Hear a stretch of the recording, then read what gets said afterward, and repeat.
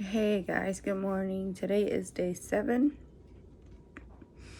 It's not good morning, it's early afternoon. I woke up pretty late and I've been in pain a lot of the night and the morning. Like I said before, the days are unpredictable, and today I did not predict that I would be in this much pain as I am. I currently have very little bit of my medicine left, so I'm trying to push out the time frame. Instead of every 4 hours, I'm trying to do every 5, 6. So it's kicking my butt. I did reach out to the doctor's office today and ask them about, all the things being my tongue's not fully operating. I still feel numb in certain areas. My mouth, I'm not able to open it up all the way. Tongue is still swollen. And if I can get a refill on this medicine, because I don't know if I can do another week without no medicine. It's very, very dry in the back. It freaking feels like damn needles, especially on the side. So it goes from this side all the way to my ear. I slept with my cold pack on my throat. This morning I have not ate anything. Right now I'm making me one of these soups that I got from Walmart. It's Panera, and this one is broccoli cheddar soup. So I just wanted something really brothy and helpful for my throat. I'm also prepping more of the little soupies, the chicken noodle soups, just in case if I'm not feeling it later on, I can just easily heat it up and be ready. I did get to use the restroom this morning, so finally, day 7 has been a B, and I thought this would be like every day gradually feeling somewhat better, and today it feels like it progressed back, retrogressed back. I'll hit up later on. What's up? It's the evening of day 7, 1 week out, and let me tell you, it feels a lot worse than it should feel better. Last night was hard. Woke up in the wee hours crying. This morning it was hard. Then it got better for a few hours. Luckily, my doctor refilled my hydrocodone because I have for 1 more day, maybe a day and a half. I don't see myself getting any better within the next few days, so luckily he refilled that. I asked if the numbing on the tongue was normal and as far as how I can open my mouth. So he wants me to start exercising my mouth each day, opening it wider and wider and wider. He said the tongue, that's from the forceps holding it open as they were doing the procedure. He says they were holding it long because I had really, really big tonsils. I got there at 6. They took me back right about 8:30. No, they took me back right before, so probably about 7:45, between 7:30 and 7:45. So by 8 o'clock, they were already doing it. I don't know how long the procedure took, but I didn't get out in recovery until about 10:45. My husband said after an hour, he went looking at the front desk to see what was going on, what was taking so long. So it could be the fact that he said that the forceps were holding on my tongue so long. So with anything, I've spray painted before, and the longest I've spray painted was probably like 30 minutes. And my tip for my finger was really, really numb for at least a week. So it could be that. But today, there's a lot of pain, especially on the right side. It's like burning and like pins and needles, like very, very freaking painful. Painful. I didn't want to eat. I didn't want to drink. I barely want to take my medicine. The only reason why I took that is because I know it's going to help me. As far as the steroids, he said that they cannot prescribe me liquid, which is BS because I've seen prednisone liquid, but whatever. He doesn't want to. whatever. So I'm having to crush these pills up, and it's horrible. I had to take 6 today. They're very small, like the size of my pinky, but they're horrible, horrible. So I had to crush them up, take each one. Tomorrow I'll have 5, and then 4, then 3, 2, and 1. So hopefully he said that would help me as well. But for today, from 1 to 10, 10 being the worst pain, I would say there was a point that it was about an 8. Right now I'm okay. I'm eating some ice cream, but it was hard. Good morning. Today is day 8 on my recovery from having my tonsils, my uvula, and upper palate removed. Rather, not all the upper palate, but where the uvula was, they had to take some of that off and put it together so that way it won't be loose. It is about 8:45 in the morning. As you can tell, it's still very hard for me to swallow. Today's, I'm gonna just give you more of a informative and more of a compassionate approach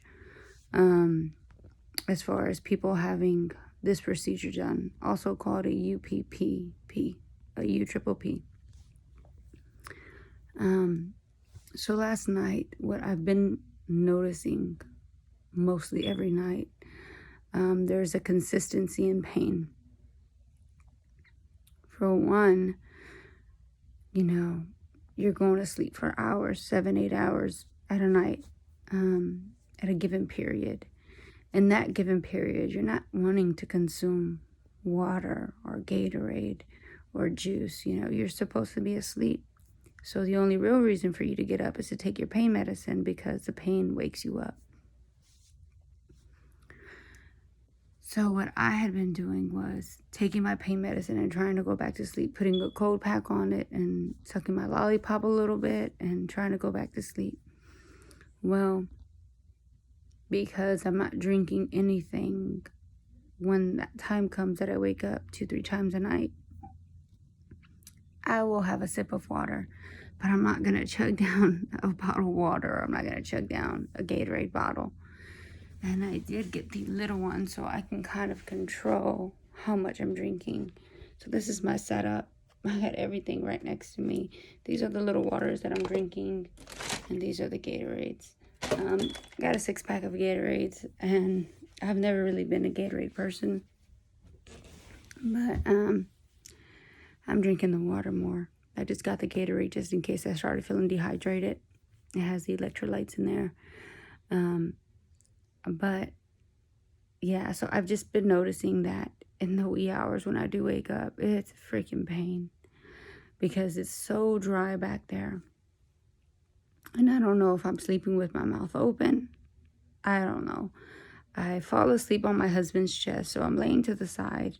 And then eventually throughout the night, I'll turn and stuff. And I have my wedged pillow that keeps me at a front like this. So I'm thinking I'm either sleeping with my mouth open. Also, what I did last night was I turned off the ceiling fan. I had my humidifier right next to me, but I was like, why am I so freaking parched? Like my whole mouth feels so dry. So I was like, maybe it's the fan. So I turn off the fan. Middle of the night, my husband wakes up, of course, sweating, so turned it right back on. So I really didn't get to see if that was the main cause. So I might be sleeping on the sofa tonight to see if that's one of the things that is making my mouth so dry. Because I'm telling you, like, it's like a dry where my lips are cracked in the morning, where it's just so dry, like if I've been in the freaking desert.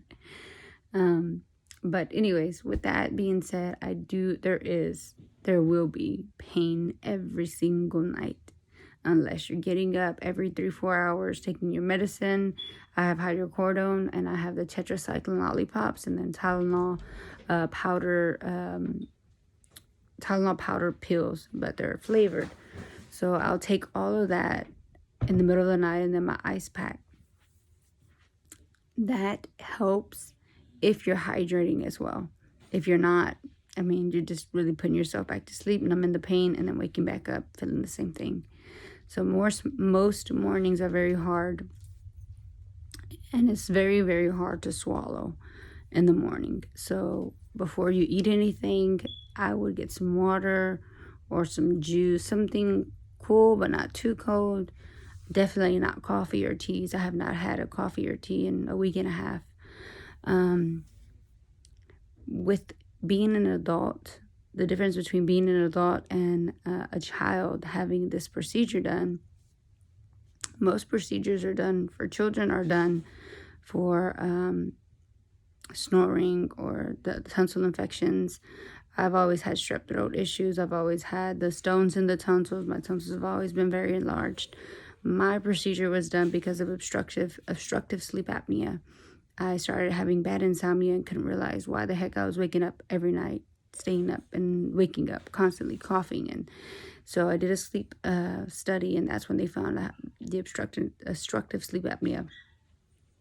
But most kids do the procedure because of strep throat. And so the difference between a kid, they very, very quick in healing. They're not doing the whole procedure like me. This is mainly for a sleep procedure. So this is basically to help me sleep. For kids, it's more of so they won't have the recurrent infections.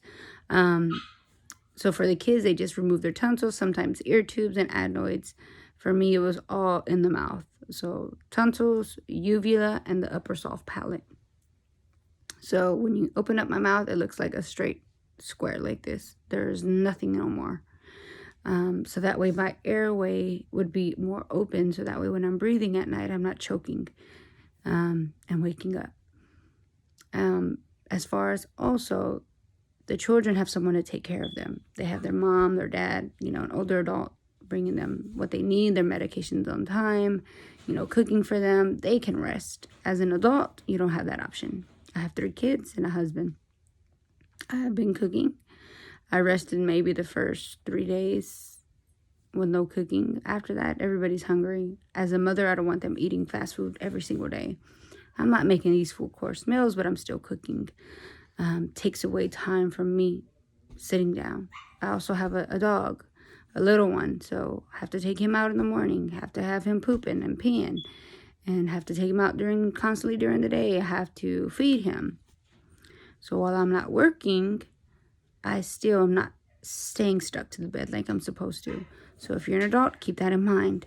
If you have someone to send your kids to, I would do it. Of course, you're going to miss them, but the process of the healing and actually resting is a lot easier than having to rest, heal, and still do everything that you're supposed to.